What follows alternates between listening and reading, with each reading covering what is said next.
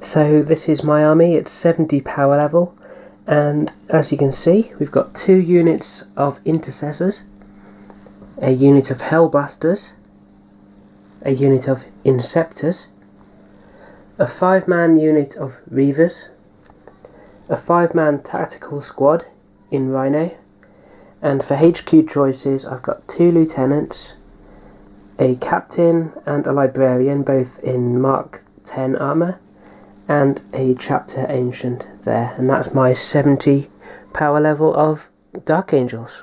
Oh, no. Yep, this is Patrick, Jess's opponent. I'm running Blood Angels using some heresy models because funsies. So I've got 1 tactical squad of Mark 4 dudes. How many's in each squad, if you just tell us that? 10 men. So a 10 man, 5-man Tartarus Terminators, because I should have them and I'm not ignoring that.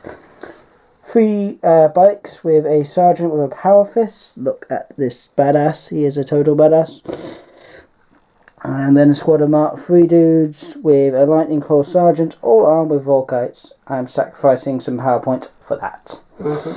And of course, the Warlord, a funky little chaplain, and his sanguinary guard buddy. Well, sanguinary priest. And then I am borrowing these chappies, who will just count as Blood Angels. They are not Thousand Sons, honest. Not at all. And then 2 Rhinos. Okay, so those are the armies, and now to decide how we're going to play the game, we've got the open war cards. We're going to have an objective, a deployment card, and a twist. So if Mr. Trick wants to turn over the first card, the mission is Supply Cache. The players take it in turns to place 6 objective markers. Each must be placed more than 6 inches from any other objective markers and any battlefield edge. At the start of each player's turn, they must roll a dice for each marker they control, in any order they wish. If they roll a 6, they have found the supply cache. Remove the other markers. The player that controls the supply cache at the end of the 5th battle round wins the battle. So that's cool. So we've got that. Now we need a deployment card. Well, fairly standard. Nice. Basically split it into thirds. So that's straightforward. And the twist is eager for the fight. So add 2 inches to move characteristic of all models and add 1 to all advance and charge rolls. So everyone is rushing to get to this supply cache, basically. So yeah, that's the mission and the twist. So we've got some perfect objective. If you want to grab any of these crates and stuff, we'll use those. And yeah, so we'll come back after deployment and show you how we're going on. Okay, so here's my deployment. I've got a unit of intercessors there, the Rhino with the tactical squad inside, my captain and librarian, they're my reavers, there's my ancient, intercessors and hellblasters, a lieutenant, and there's the hellblasters on the end there. So, and there's one more lieutenant behind there. I don't know if I pointed that out. We've got 6 of the caches, so I've got 1 there. There's 1 up here in the centre. There's 1 hidden behind there. There's 1 in the swamp over there. There's 1 next to the TARDIS. And there's 1 down there. So they're the 6 things. And then over here for Trick's deployment, we've got the Rhino, the bikes, and then a big pile of dudes. Yep. And there's dudes up there. And you've got some in reserve? Yep. 1 Your set Terminators. Yep. With their power fists and their axes. And I've got my Inceptors, the flying Dark Angels, in reserve as well. So that is the table as we go into turn 1. Now Trick has chosen to go first because he finished deploying first. I'm just going to see if I can seize the initiative on a 6. No, that's a 2. So we'll go into turn 1.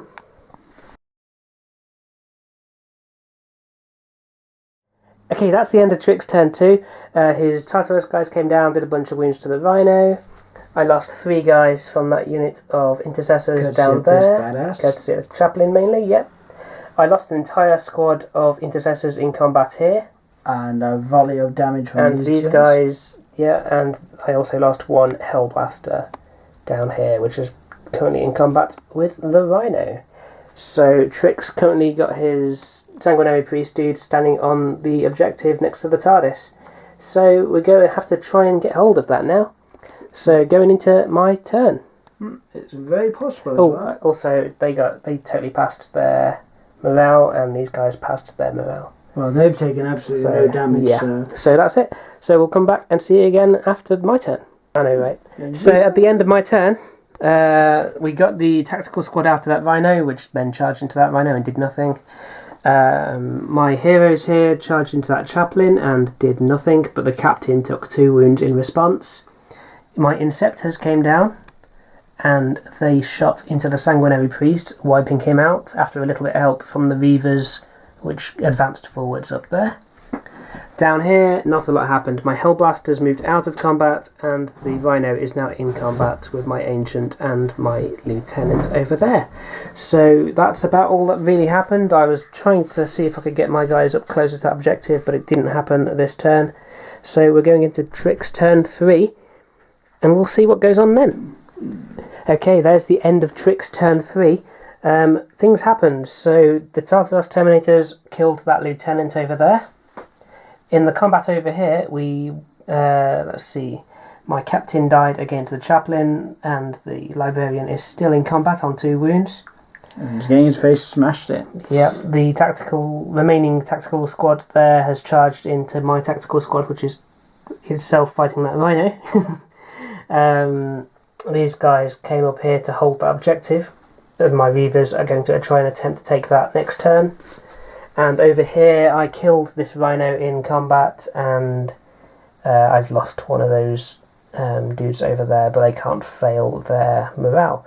So basically that's the field as it is at the end of Trix turn, and we're going to go into my turn 3 now. Woo. Okay, so here we are at the end of my turn 3. I moved up my Reavers and the Inceptors into there, where I was trying to take that objective, and there is just a few stragglers holding on to that one there, stopping us from claiming it. Over here, my tactical squad ran away. The Librarian managed to get out of combat with the Chaplain and used Smite and got the 3 wounds he needed to take the guy out. Him. And I'll upload a cool picture, hopefully, over me talking about that. Over here, the Tartaros Terminators were shot at by these 2, but didn't do anything. There's one guy still on 1 wound. Over here, Hellblasters charged in. They lost 2 guys, but they killed 5 in return, partly through shooting as well. And yeah, so that's the battlefield as it stands. So we're thinking we're going to have one more turn, which probably won't be a very long turn each. Nope. And we'll see if I can hold on to that objective up there. I think I can take that unit out, because they're going to be at -1 to hit because of the remnants of my casting spell. Yes. And yeah, I should say the Reavers also used one of their shock grenades, so that unit that Trick had was actually at -2 to hit for that combat phase, which was really cool. So yeah, we'll come back at the end of Trick's turn 4. Okay, we're calling it. It's the end of Trick's turn. He managed to get these guys all the way up here with some extremely fast movement, thanks to the special rule for the mission. But they killed the Librarian, but that's as much as they were able to do. In combat, my guys managed to cover these guys off of that objective. There's no way for Trick to hold that objective at this point, so my Reavers, who are absolutely a beast in combat, by the way. I hate them, but they're so cool. The Reavers are kind of like the combat equivalent of what the Inceptors are for shooting. Just tons of attacks.